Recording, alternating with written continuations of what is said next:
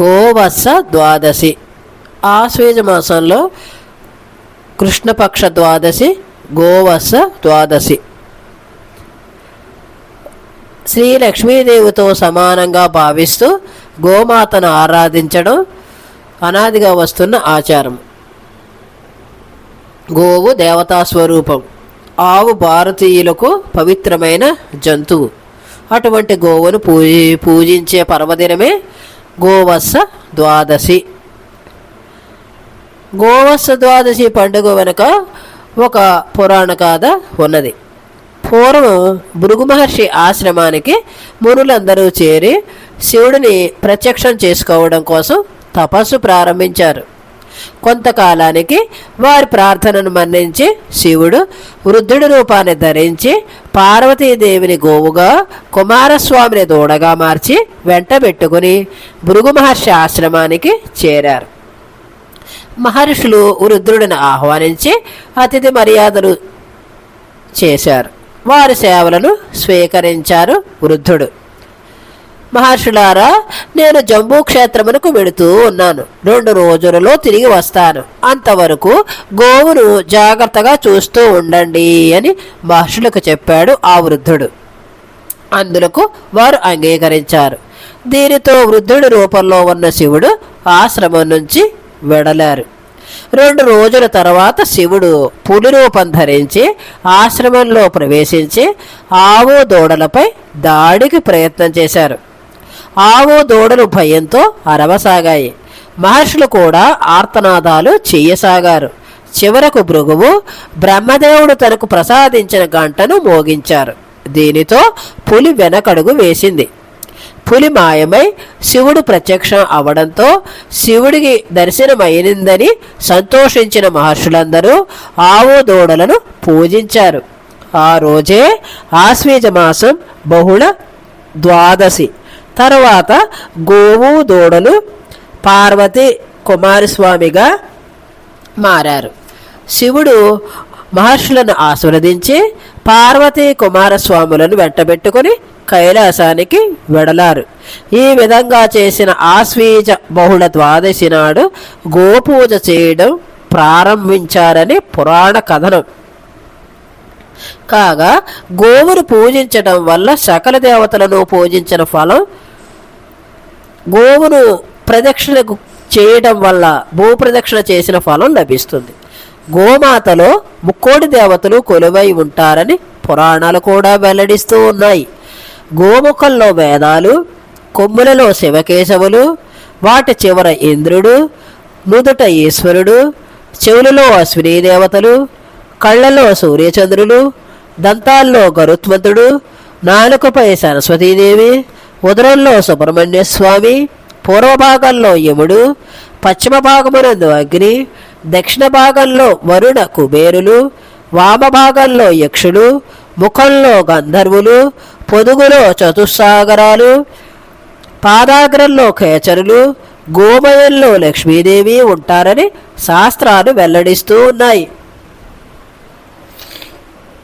కనుక గోవును పూజిస్తే సకల దేవతలను పూజించిన ఫలితం లభిస్తుంది. మరి ఒక కథ. పూర్వం కౌండిన్యుడు సతీమణి గోమతి సాటి స్త్రీలందరితో కలిసి గోవత్స ద్వాదశి నాడు గోమాతను పూజించి రాత్రి ఒక దీపాన్ని వెలిగించి జాగరణ చేయసాగారు. ఈ సమయంలో ఒక ఎలుక అక్కడికి చేరి మనుషులు వెడితే ఆవు నెయ్యి తాగి ఆకలి తీర్చుకోవాలని నిరీక్షించసాగినది. వారు అలాగే ఉండటంతో ఆకలికి తట్టుకోలేక 1-2 సార్లు దీపం వద్దకు వెళ్ళి నెయ్యి తాగే ప్రయత్నం చేసినా మహిళలు తోలడంతో ప్రయత్నం ఫలించలేదు. రాత్రంతా అలాగే గడిచింది. తెల్లవారినది. సూర్యోదయమై సూర్యకిరణాలు ఎలుక మీద పడగానే ఎలుక మాయమై అందమైన స్త్రీగా ప్రత్యక్షమైనది. ఆమెను చూసి ఆశ్చర్యానికి లోనైన గోమతి తదితరులు నీవు ఎవరు అని అడిగారు. అందులకు ఆమె నేను గత జన్మలో మార్ధవి అనే స్త్రీను. చెడు నడత వల్ల పాపాత్మురాలనైనాను. మరణాంతరం నరకలోక బాధలు అనుభవించి ఈ జన్మలో ఎలుకగా జన్మించి అనేక కష్టాలు పడ్డాను. చివరకు ఈరోజు అనేక చోట్ల తిరిగినా ఆహారం లభించక ఇక్కడకు చేరాను. మీరు చేస్తూ ఉన్న పూజను చూడటంతో పాటు నెయ్యి తాగేందుకు వీలు కాక నిరాహారంగా గడిపాను. మీరు వెళితే తాగవచ్చని జాగరణ చేశాను. వీటన్నింటి వల్ల గోవత్స ద్వాదశి ఫలం లభించి నా జన్మజన్మల పాపాలు తొలగిపోయి నాకు ఈ రూపం లభించింది అని సమాధానమిచ్చింది. ఈలోగా దివ్య విమానం రాగా ఆమె దానిని అధిరోహించి దేవలోకం వెళ్ళినట్లు కథనం. కనుక గోవత్స ద్వాదశిని జరుపుకోవడం వల్ల జన్మజన్మ పాపాలన్నీ నశించి అనంతమైన పుణ్యఫలాలు లభించి ఇహలోకంలో సౌఖ్యం పరలోకంలో మోక్షం సిద్ధిస్తాయని శాస్త్రవచనాలు. ఇక గోవత్స ద్వాదశి నాడు చేయవలసిన పూజలు. తెల్లవారుజామునే నిద్రలేచి కాలకృత్యాలు తీర్చుకుని తలస్నానం చేసి గోపూజ చేస్తున్నట్లు సంకల్పం చేయాలి. ఈనాడు ఉదయం కానీ సాయంత్రం కానీ దూడతో కూడిన ఆవును పూజించాలి. సాయంత్రం పూజ చేయదలిచిన వారు మధ్యాహ్నం ఉపవాసం ఉండాలని, ఉదయమే పూజ చేసేవారు రాత్రి ఉపవాసం ఉండాలని శాస్త్రవచనం. ఆవు దూడలను పసుపు కుంకుమ గంధములతో అలంకరించి పూజించాలి. ఆవు దూడలను ప్రత్యక్షంగా పూజించడం శ్రేష్టం.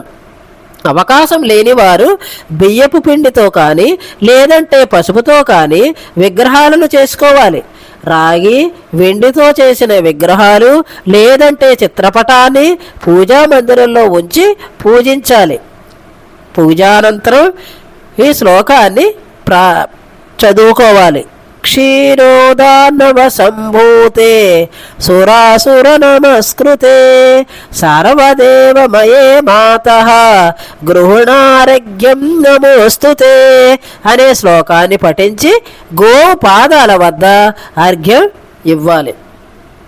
సర్వదేవమయే దేవి సర్వదేవైరలంకృతే మాతన్నమాభిలాషితం సఫలం కురు నందిని అనే శ్లోకాన్ని పఠించి గోవును ప్రార్థించి లక్ష్మీం లోకపాలానాం ధేనురూపేణ సంస్థిత ఘృతం వహతి యజ్ఞార్థే మమ పాపం వ్యపోహతు అగ్రతా ససితూ మే గోవో గావో మే సంత సృష్టతః గోవా మే హృదయే సంతు గవాం మజ్జేవ సామ్యహం అనే శ్లోకాన్ని పఠించి నమస్కరించాలి.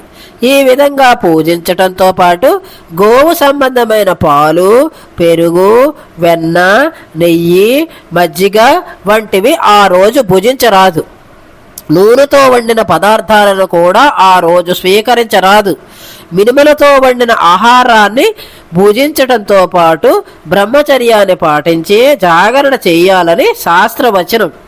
ఈరోజు ఆవు పాలు పెతకడం కానీ ఎద్దులపై భారాన్ని వేయడం కానీ చేయరాదు. ఇలా గోవత్స ద్వాదశి జరుపుకోవటం వల్ల అనంతమైన పుణ్య ఫలాలు లభిస్తాయి.